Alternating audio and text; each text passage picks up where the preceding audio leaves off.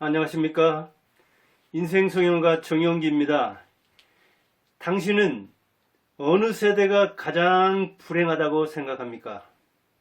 20대는 우리는 부채를 많이 물려받고 그리고 봉양해야 할 노인들은 많아서 우리야말로 가장 불우한 세대다. 아니다. 30대 이제 집 좀 마련하려고 했더니 결혼해가지고 뭔가 좀 살 듯한데 집값은 폭등하고 육아비는 많이 들어서 우리는 등골이 빠진다. 아니다. 40대다. 50대다. 60대다.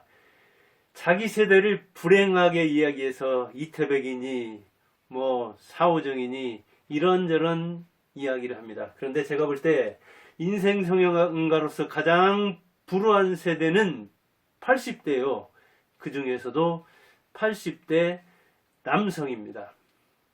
무슨 증거로 그런 이야기를 하느냐? 증거가 있습니다. 우리나라가 자살률 OECD 1위입니다. 그것도 초 1위를 오랫동안 해왔는데 그 중에서도 80대 남성이 가장 많이 자살을 합니다. 무려 우리나라 평균 자살률의 6배입니다. 6배. 80대 남성 노인의 자살률이 무려 남입니다. 남자 6배입니다. 10만 명당 170명 안팎입니다. 어마어마한 숫자입니다. 지금 코로나가 15개월쯤 창궐했는데 1820명 안팎이 사망했습니다. 그런데 만일 100만 명의 80대 남자가 있다면 1700여 명이 스스로 세상을 버렸을 겁니다. 목숨을 스스로 버렸을 거라고요. 이 어마어마한 사태 앞에서 우리는 이 코로나에는 전 국민이 불안에 떨고 전 국민이 이걸 박멸하자고 사회거리두기다, 백신이다, 치료다 이것을 전쟁처럼 생각해가지고 무슨 작전이다 그렇게 이야기를 하는데 이렇게 많은 우리들의 할아버지, 우리들의 아버지, 삼촌, 이모부 이런 사람들이 80대 남자로서 자살을 가장 많이 하는데 우리나라 높은 평균 그 중에서도 그 평균의 6배를 능가하는 그 안팎의 자살률을 보이는 이 80대 남자들에 대해서는 그 목소리를 별로 내지 않아요. 심각하게 별로 생각하지 않아요. 그냥 쉬쉬하고 한 사람이 자살을 하면 20명 안팎이 가슴에 못을 박듯이 자책하고 그 심리적 부담감을 안고 간다는데 80대 같으면 밑으로 아들이다, 딸이다, 그리고 손자다, 손녀다 해서 아마 직계 친인척만 해도 수십 명이 될 겁니다. 그런데도 그냥 마치 자연사한 것처럼 쉬쉬합니다. 크나큰 문제를 참지 않고 그들이 왜 자살했을까 하는 것을 크게 생각하지 않는 거예요. 자살한 사람들은 대개 유언을 못 남깁니다. 고독사에 가지고 자살하는 수도 있고 그리고 자기가 그 치욕의 극한에서 불안의 극한에서 배신감의 극한에서 자살을 하기 때문에 그들의 심리적 부검을 하기도 힘든 측면이 있습니다. 노후에 가야 할 때가 돼서 스스로 선택한 그런 것 아니겠느냐 하는 이런저런 문제 때문에 집에서도 쉬쉬 그리고 그 사법당국 경찰이라든가 여기저기에서도 그 조사가 그렇게 치밀하지 않은 측면이 있습니다. 심각하게 다루지 않는다는 이야기예요. 그들의 인권이라든가 그들의 그 생명권이라든가 이런 거에 대해서요. 그러다 보니까 그런 원인이라든가 이런 것 저런 것을 그냥 산 사람 중심으로 분석하는 측면이 있습니다. 그러면 80대 남성이 맞은 노후가 가장 현실과 떨어져 있다는 이야기죠. 비참하다는 이야기죠. 그만큼 이상과 현실은 괴리가 되어 있는데 그것을 심각하게 느끼는 사람들이 80대 남자인 이유는 왜 그럴까? 그만큼 남자의 꿈이 너무 커서 그럴까? 그럴 수도 있습니다. 그리고 노인 평균 진료비가 1년에 약 330만 안팎입니다. 그러니까 우리가 부모들이 용돈을 주고 국가에서 이전 소득으로서 기초노령연금이네. 그리고 80대들은 아마 국민연금을 타는 그 확률은 낮습니다. 우리 시골 마을에서도 보면 뭐 몇십 명이 있었는데 거기서 2명 탄다든가, 제가 학원 할 때 어머니도 어떻게 해가지고 뭐 2, 3년 불입하고 그걸 오래오래 타는 측면이 있는데, 그래야 겨우 기본을 얻고 그래도 자식 한 명 밥 먹은 더 하는 측면이 있죠. 저도 국민연금을 탑니다. 그런데 국민연금에서 이런 게 안내서로 왔더라고요. 2월인가 3월인가 왔습니다. 노후 긴급자금 대부 해서 실버론, 이것이 당신들을 도와드립니다 하고 실버론을 안내했더라고요. 그래요. 늙은 사람들이 뭐 대출받을 수 있는 연금을, 국민연금을 담보로 해서 대출받을 수 있는 것은 노인들의 이 대부다 해서 실버론 그런 게 왔더라고요. 여기 와 있는 이 내용, 어떤 사람들이 이걸 받을 것인가 하는 내용을 보면 우리 노후에 특히 80대 이상 이 사람들이 뭘 가지고 고민하는 것을 금방 알 수 있습니다. 제가 한번 읽어보겠습니다. 노후 긴급 자금 대부 실버론이란 하고 그 개념을 설명하고 있습니다.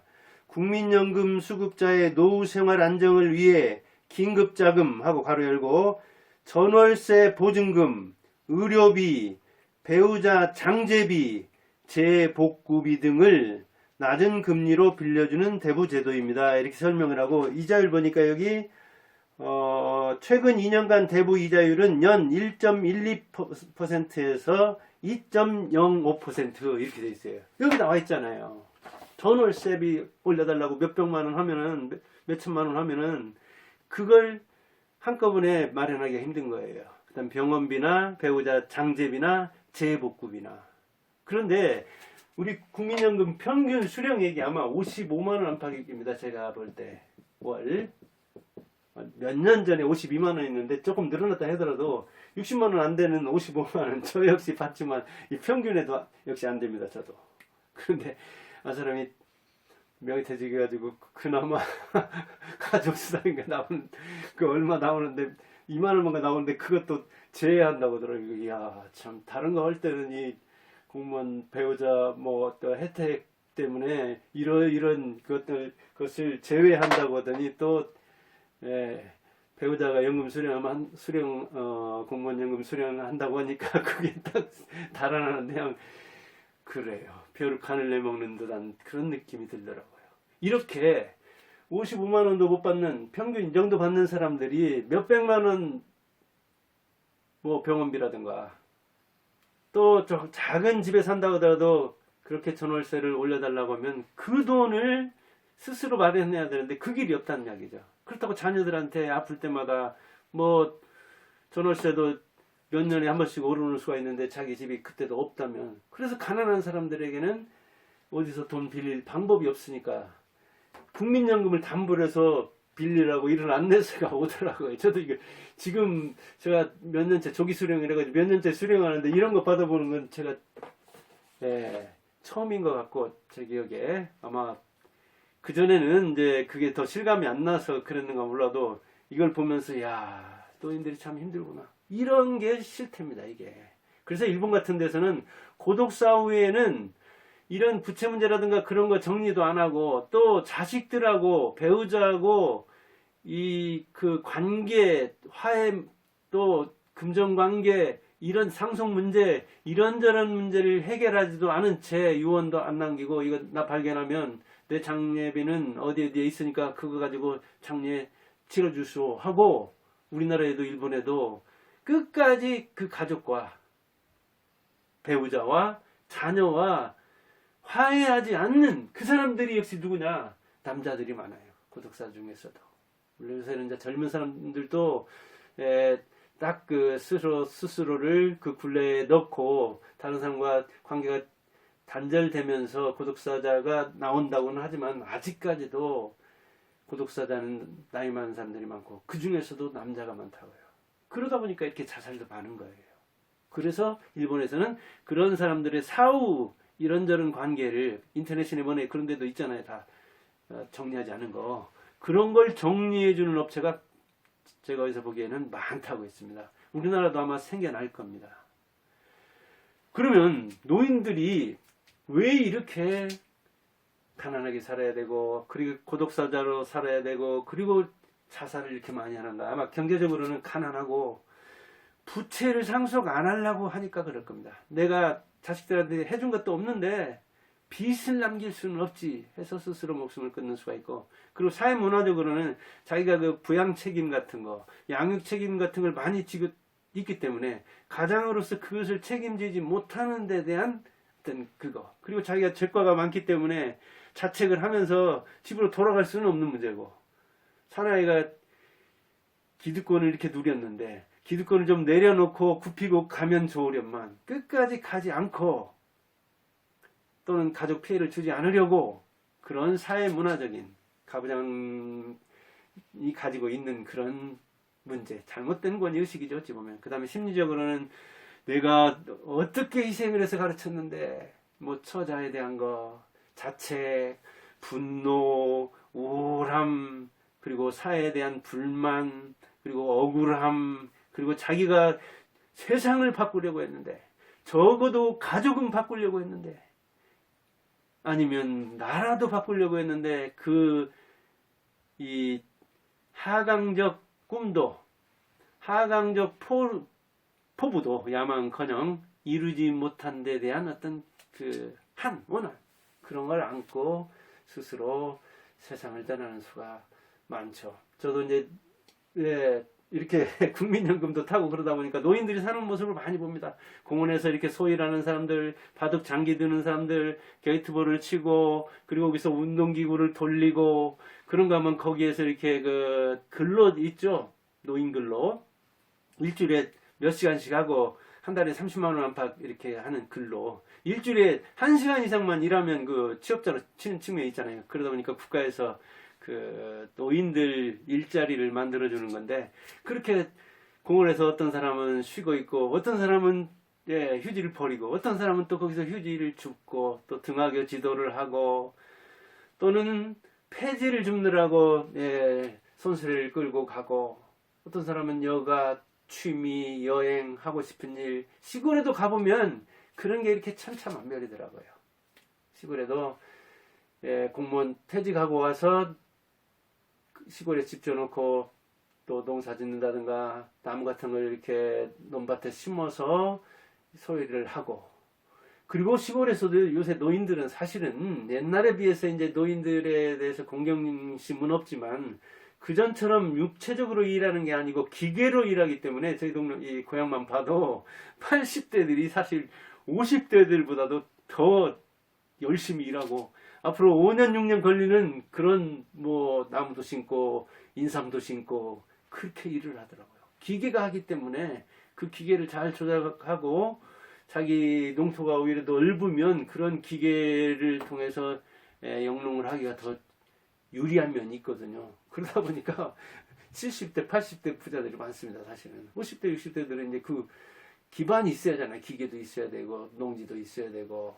그리고 이제 악착스러움이라는 면에서도 이 7, 80대들은 보릿고개를 넘겨본 사람이기 때문에, 가난 체험을 해본 사람이기 때문에 그 결핍에서 오는 이 열망이 대단하잖아요. 5, 60대들은 그렇게 궁핍하지는 않아서 그런지 그렇게 악착스러운 면은 없고, 놀 거 놀고 쉴 거 쉬고, 그렇게 시골에서도 문화적인 그런 측면을 또 향수하려는 그런 면도 있어서 이 가치관이 다르기 때문에 그런 면도 있지만, 80대들도 요새는 기계화된 데서는 그 기계를 잘 부리면, 그리고 아주 비싼 기계도 농업 기술센터인가 이런 데서 빌려주더라고요. 어제도 제가 이제 시골에서 저기 동생하고 같이 잠깐 일을 해봤는데, 비료 뿌리는 기계도 이렇게 트랙터에다 달아가지고 뿌리면 몇십 포를 그냥 거기다 넣고 사람이 뿌리는 거 몇백 배 빨리 뿌려버리더라고요.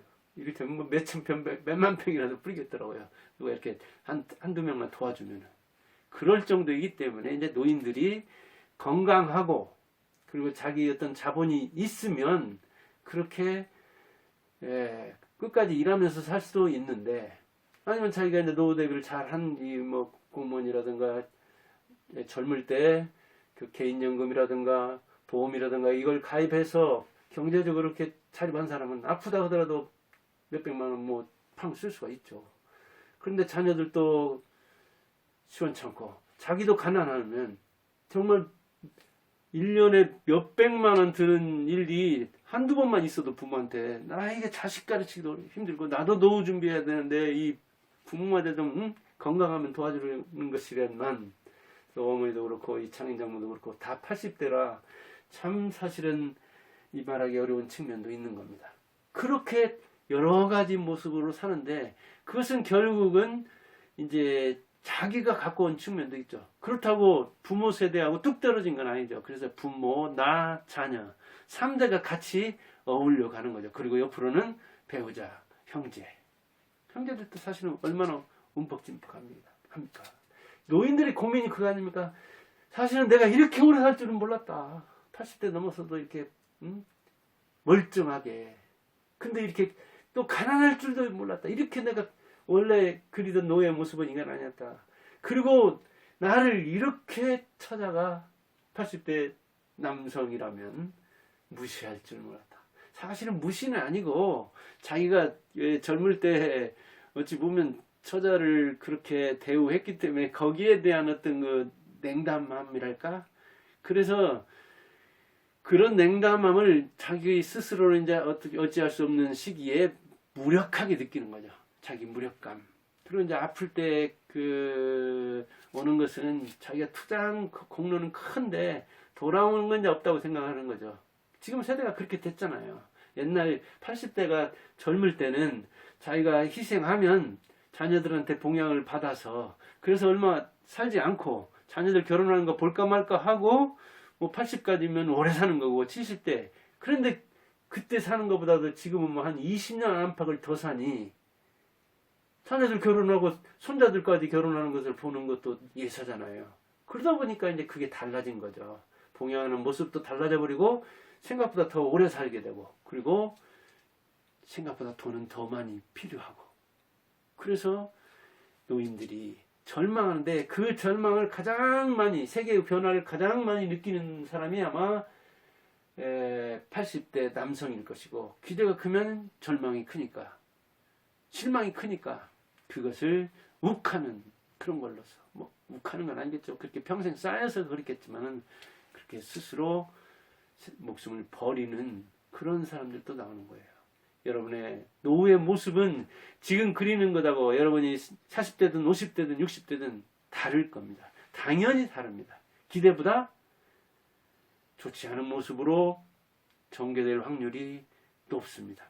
그러면 여자들은 그렇게 자살률이 높지 않은데 남자들이 이렇게 높다는 것은 여자들은 그만큼 약자로서 이 현실에 적응하면서 생존하는데 능력이 있다는 이야기죠.